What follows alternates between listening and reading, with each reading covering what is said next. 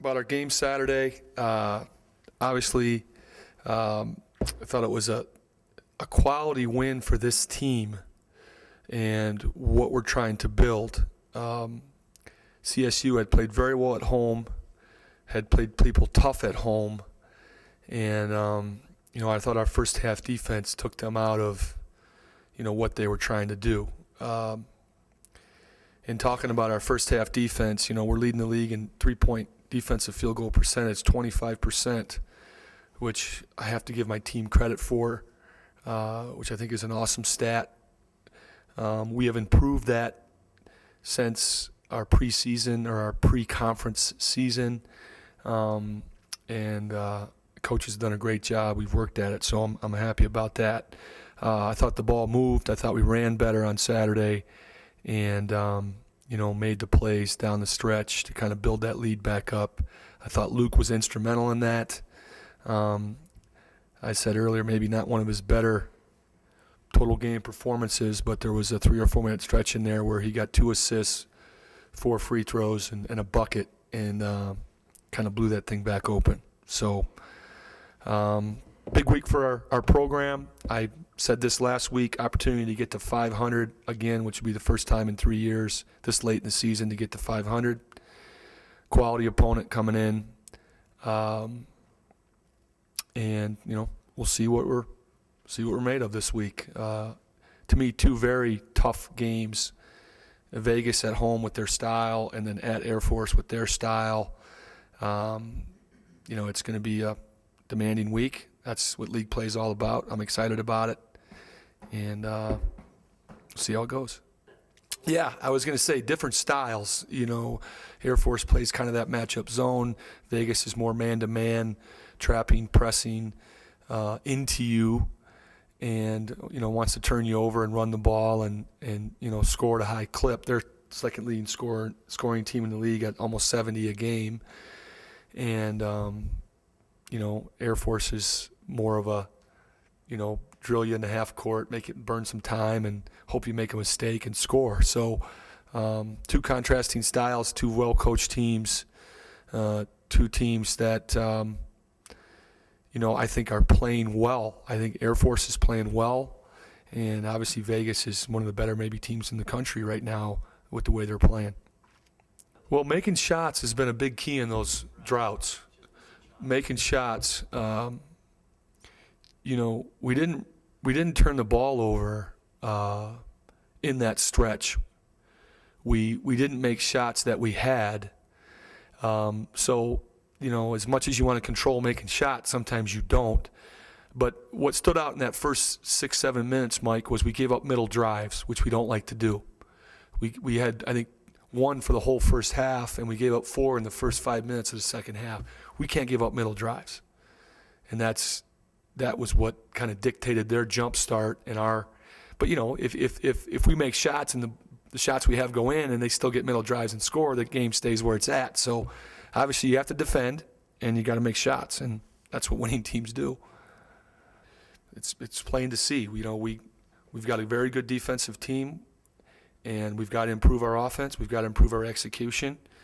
We've had some terrific starts to second halves. We've had some poor starts to second halves for different reasons. They've been turnovers in some games. They've been poor defense, like I think the other night. They've been missing shots, which, happens. Different reasons for sluggish starts to the half. And, all I can tell you is we're working on it, trying to identify it. What I try to do is respect my opponent. So whether they're 0-7 or 0-6 or whatever, I try to get my guys prepared to play their best basketball no matter who we're playing. So you're not going to hear me discount a road win against a team maybe that we were picked to beat. On the other hand, this game Wednesday night is an opportunity to push through one of the walls that this team needs to push through, and that is to get back to 500, to have a big home win against a quality opponent, and to play well at home.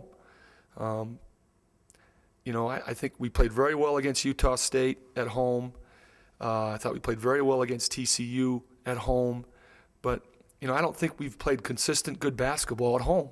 I don't. This is an opportunity to do that against a good team, and again, push through a wall of getting to 500 this late in the season for this team, for this group of guys. It's the same group of guys that were here 3 years ago. Sean Green, Luke Neville, Johnny Bryant, Lawrence Bora. You know, it's the same group of guys that has to learn how to win a big home game, learn that a play in the first 7 minutes of the game is just as important as a play in the last 7.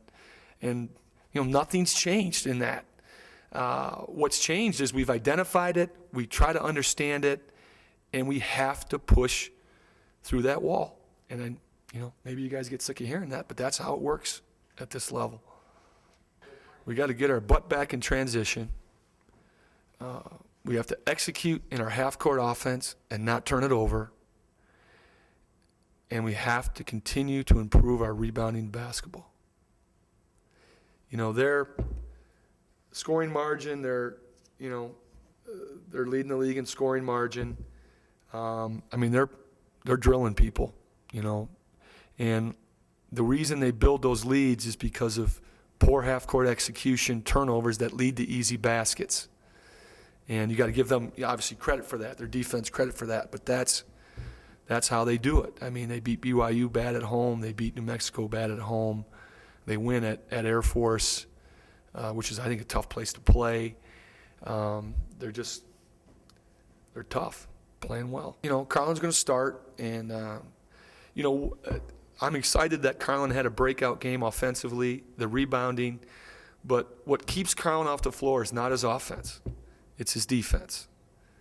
And he's improving his defense. He's watching more film. He's taking more pride in it.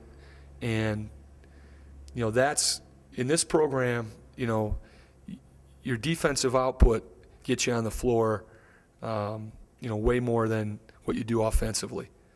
And we have a high standard defensively. We're an improving team defensively. We take pride in our defense.